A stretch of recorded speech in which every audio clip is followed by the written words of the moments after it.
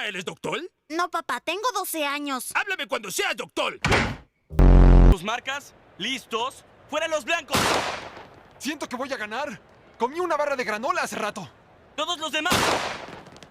¡Oh! ¡Fiu! Creí que nos estaban persiguiendo. Peter, ¿qué haces? Bueno, parte de mis quehaceres es cruzar el ganado lentamente por la carretera. Bien, vaquita, ve para allá, camina, camina, muy bien, eso. ¡Muévete, hombre! ¡Tengo que ir a trabajar! Ellas también, señor. ¡Date prisa! Un momento. Regresa a la fila, animal. Te acostumbres porque te dejo. ¿Qué? Lo siento, Lois, ya no puedo seguir negando más lo que soy. Soy Peter Griffin, homosexual, y así es como viviré mi vida. Chris, ahora eres el hombre de la casa. Usa las lecciones que te he dado y sé el mejor líder que puedas de esta casa. ¡Claro que sí, pap!